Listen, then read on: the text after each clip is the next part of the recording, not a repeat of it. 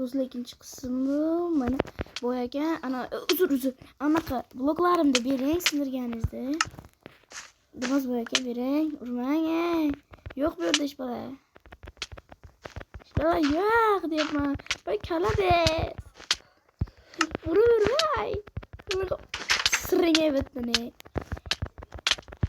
Sringay bitdini. Sringay bitdini. Sring. Bu sandık. Yok ola. Bu sandık emas bu.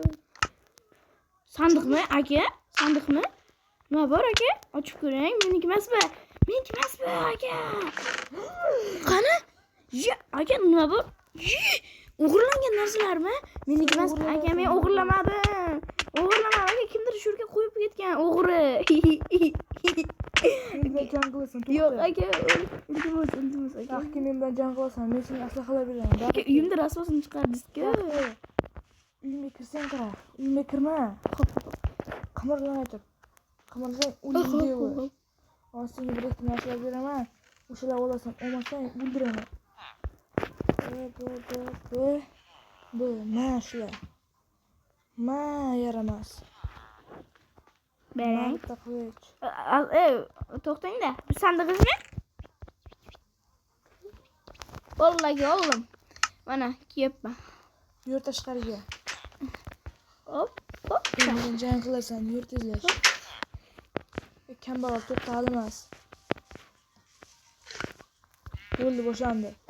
To'xtang, ketdik.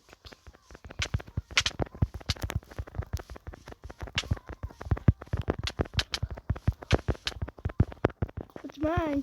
Nima bor bu yerda?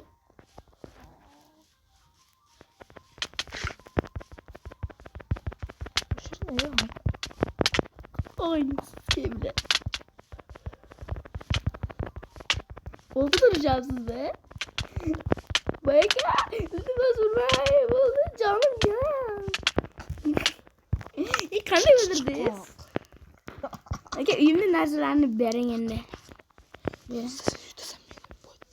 Davay yana vuruşamız mı? Verin narsalarını. Keyin boş katta. To'xtang, narsalarni olay. Men urmam.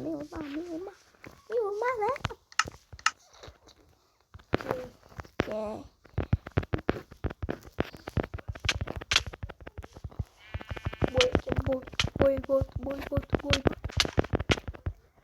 Boybot.